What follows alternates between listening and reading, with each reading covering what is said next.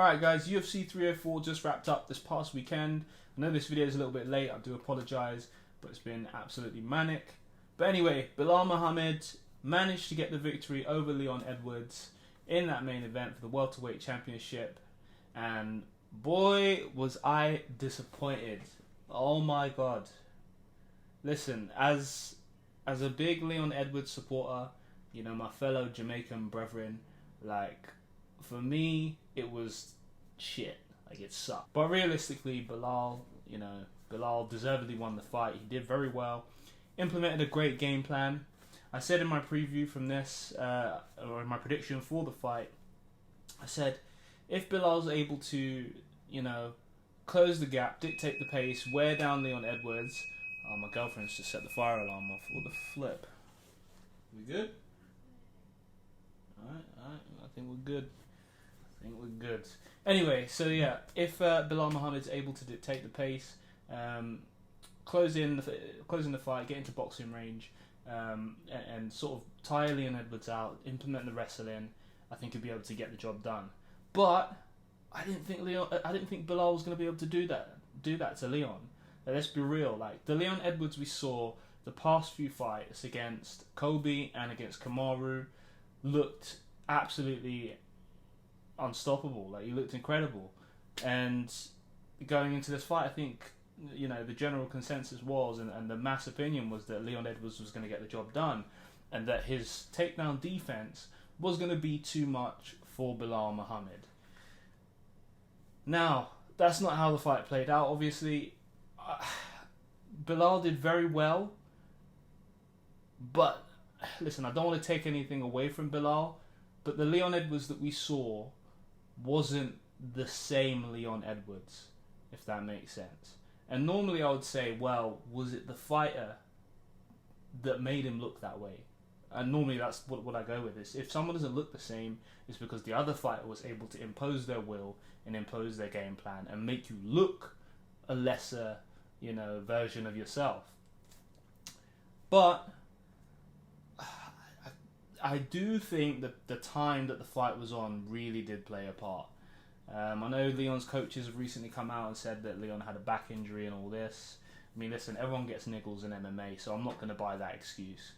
But I do think the fight time did factor into the performance of Leon Edwards. He really did look... He looked off in there. He wasn't as quick with his feints. His footwork wasn't as sharp. He just didn't look as on it as he usually is. He looked flat. And I think, you know, fighting at 6 a.m. is definitely going to play a part in that. Obviously, where for Belal Muhammad coming over from the US, it's a lot easier for him to adapt to fighting at that time. His body clock is already... It's routine for that sort of time. Do you know what I mean? But for Leon, listen, I don't care how much prep you do with your sleep specialist and all this. Your body needs sunlight in the day. You need to be sleeping at the night, not training in the night. All right? And I think for anyone to be performing, I imagine he must have been up for like probably half the day. And, you know, to have to go for that whole night, and then to fight at 6 in the fight was going on at 6 in the morning. I know it didn't start at 5. I know people were saying like, oh, it's fighting at 5 a.m. The fight didn't start at 5. The fight started around, I don't know, 5:30, I think it was.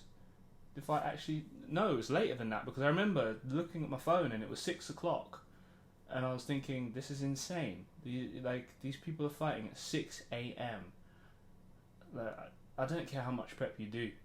Unless you go over to the US, perhaps what would have been better for Leon is it would have been if he went over to the US, did his training camp there, his 6-week training camp there, and then come back here. Perhaps his body would have had a better time adjusting and acclimating. I think that would have been the better way to do it personally, but I'm no professional, I could be wrong. But listen, well done to Belal Muhammad. He fought amazingly. His switches on the takedowns, I think, is what really, you know, won him the fight. You know, going from, you know how Kamaru Usman is more just, he's got one way of taking you down.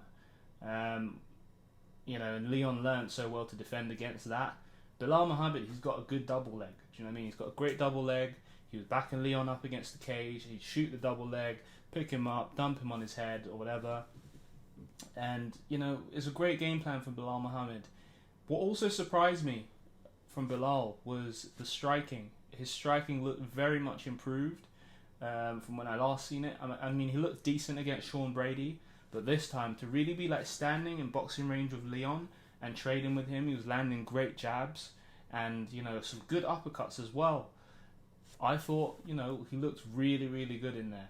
And I think he's going to be a problem for some of the welterweights in this division. I can really see him, you know, dominating a few of them, to be fair. If he performs like that and he comes in that shape, he'll do very well. Do I think he's unstoppable, and do I think he's going to be the next long reigning champion? I don't think so. I think maybe he's got one title defense in him. Depending on who he fights next, I think if he fights Shafkat next, it's over. Because let's be real, I think Shafkat is probably the best fighter in the division.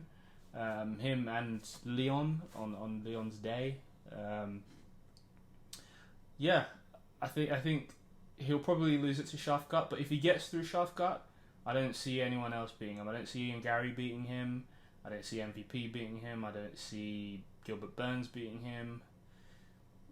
Usman, prime Usman would smoke him. But this version of Usman, I don't know how Usman's going to look when he comes back now.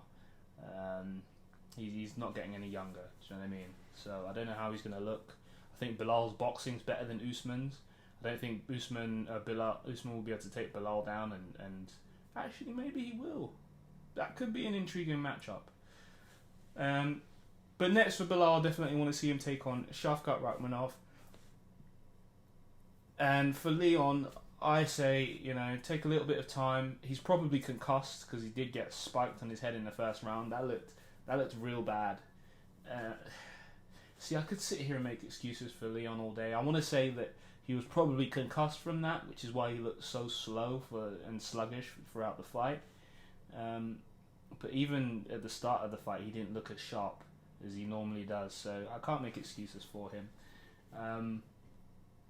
But yeah, I say Leon take some time, probably recover from that concussion or whatever. And, you know, like he said, he wants to get one back by the end of the year. So I'd like to see that. And I'd like to see him next up against... I think Ian Gary would be a good one because they've got a bit of history there, a bit of bad blood. And perhaps that fight would maybe bring out the dog in Leon and force him to really fight with that intensity and that purpose. Because, I don't think he'll want to lose to Ian Gary any more than... you know, what's just transpired with Belal. So I think that's a good matchup, good high stakes matchup.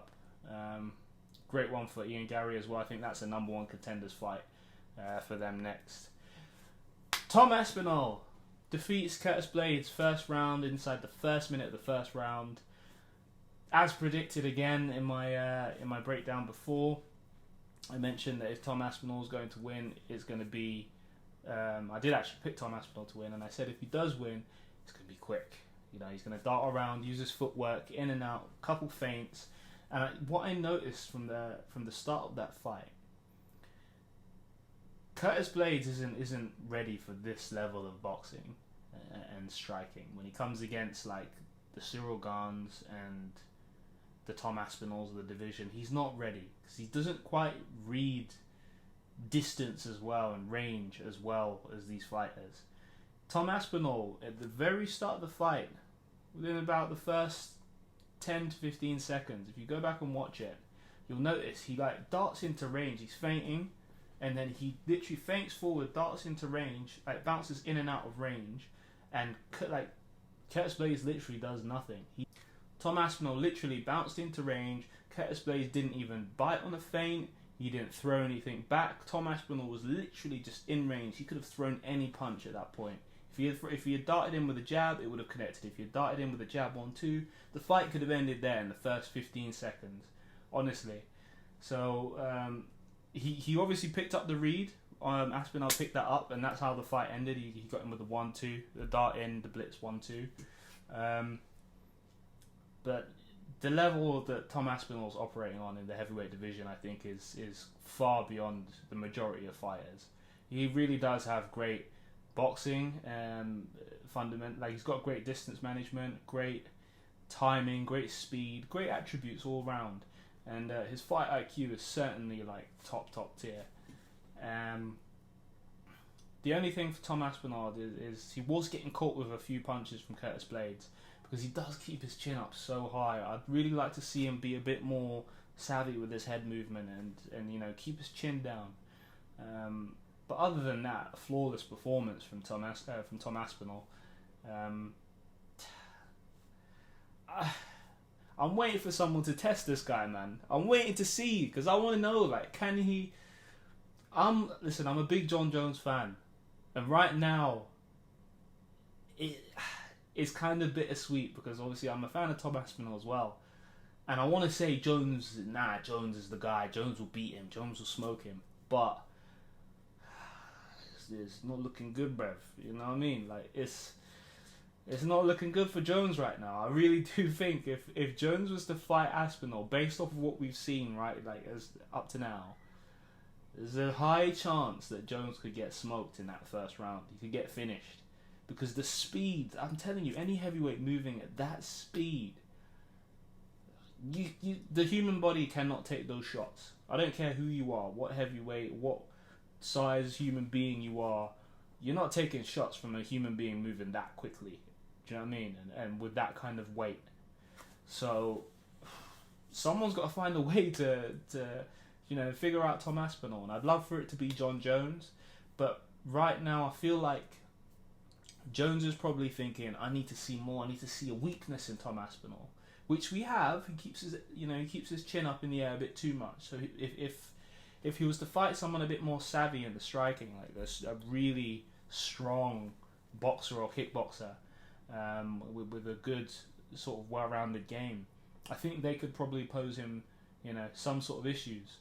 But, you know, we thought Sergey Pavlovich was going to be the guy, you know, to chin him and to expose that weakness. But Tom's shown he's got a solid chin as well. So, you know, for Jones, I'm struggling to see a route to victory. I really am. I'd still love to see the matchup, though. I'd love to see Tom Aspinall take on John Jones. And I think for Aspinall, that's what's next. It's either got to be Cyril Gane, or he waits for the winner of Jones and Stipe. I don't want to see Tom Aspinall, Alex Pereira. I just don't think that's very fair. I think Tom Aspinall would destroy him.